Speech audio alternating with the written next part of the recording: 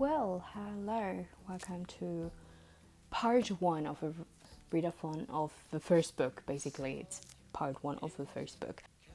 I have no words to describe how it is to be back in this world, back in the world which is basically ours, but also to some degree not. To be back to Aiden, Cole, Kara, Donovan, and the entire mess, which is sort of Aiden's family, as far as we know.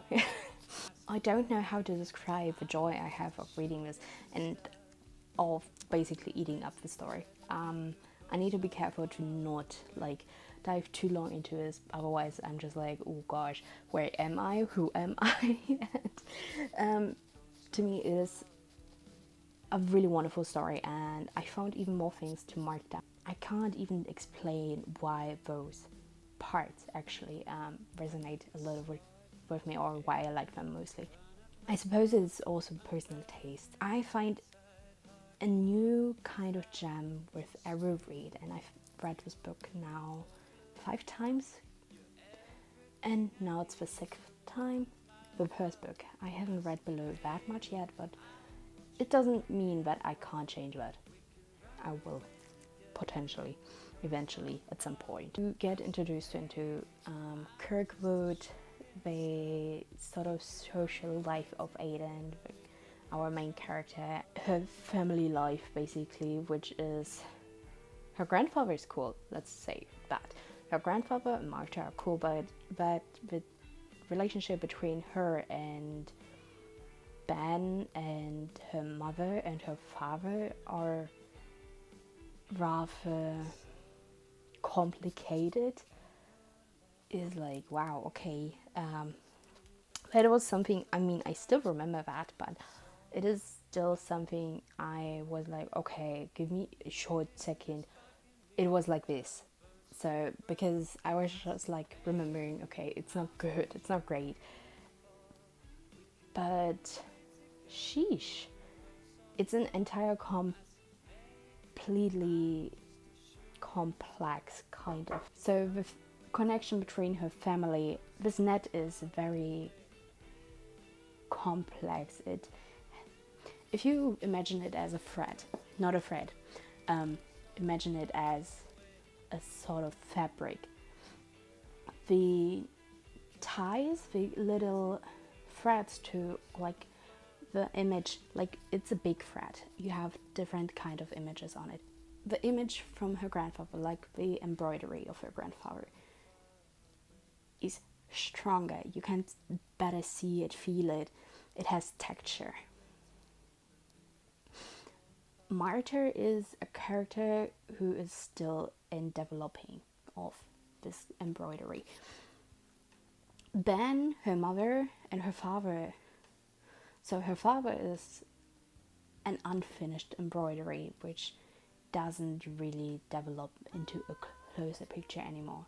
At least it seems to me like that. The embroideries of her brother and her mother are falling apart.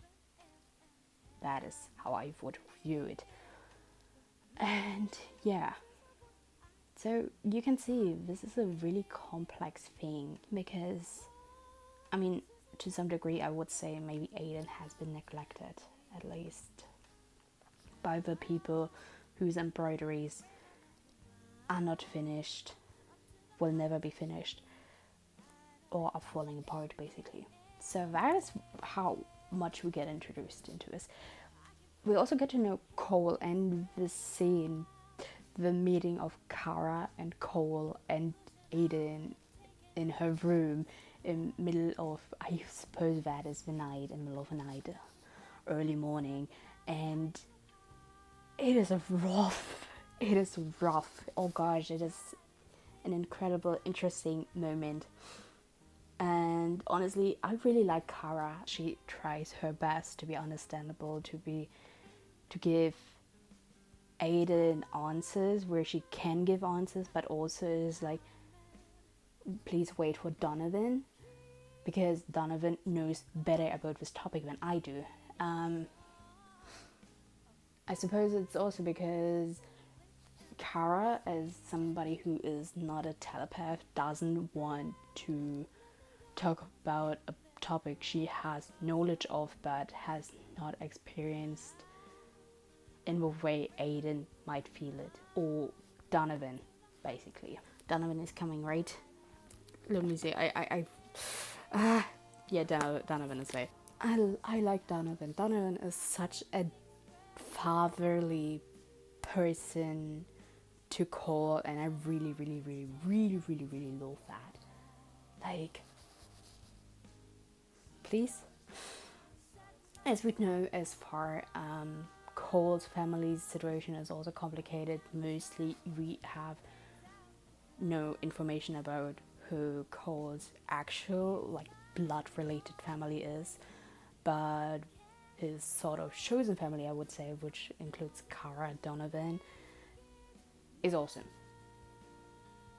I mean, and Dawn, oh gosh, we love Dawn. She's such a beautiful, oh gosh. I still can't really describe how Dawn looks like in my head. I always have an Irish wolfhound in my head.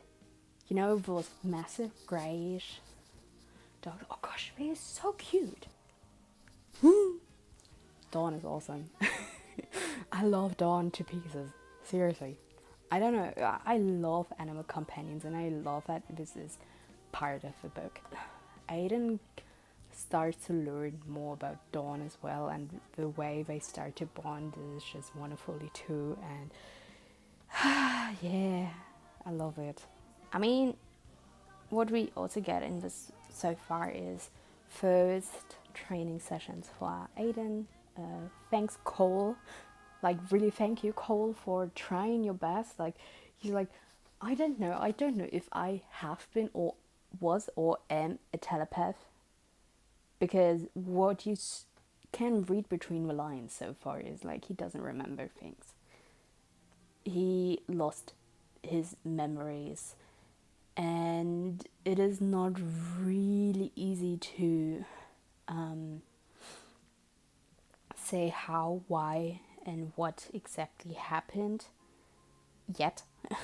I mean, I kind of know why, but I don't want to take this away from you, because I want you guys to read the book, because the book is awesome. We slowly get to know that there are things which Cole is not trying to hide, in the sense of he's not keeping secrets on purpose. On one hand, it is because possibly protection, but on the other hand, it's he can't do anything else but have the kind of secrets, because how do you want to tell somebody about something when you don't remember this thing, or if you try to remember, you are in pain. So basically that's that. And then, like, the scene, like the entire, it's not scene, but it's like the things are taking turns, and everything comes so quickly to the situation, and then it's the end of part 1, and you're just like, I want more. I kind of really want more. I'm going to read more soon. Give me just a bit of time. Because you get back into it, and it's just like Aiden gets all those kinds of images, smell, sense, possibly, and everything. I envision that Aiden's empathy goes far more than just imagination, in the sense of images, but more in the sense of you're back in the situation. You're in the situation of the person who's been there. And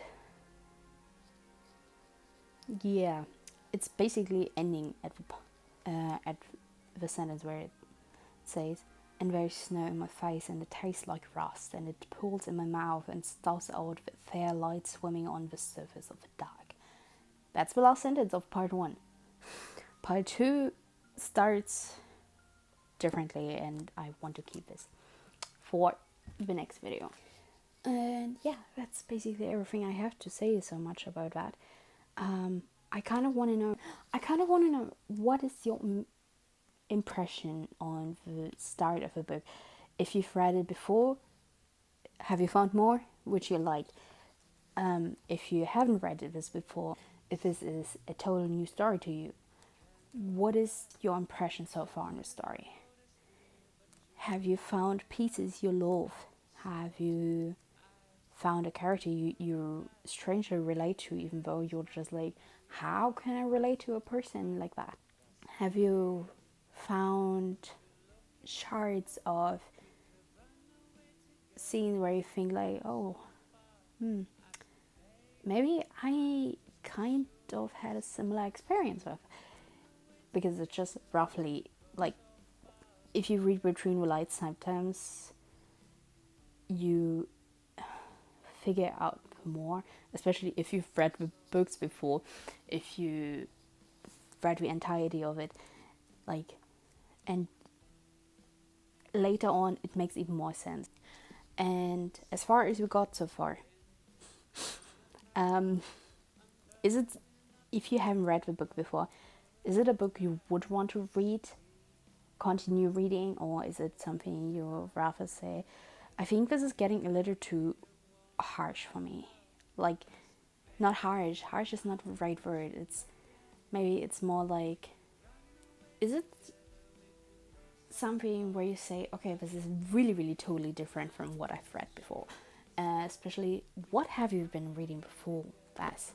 I kind of want to know. I'm just a curious little person in front of their phone camera, being like, I kind of wonder where the people come from before finding the story.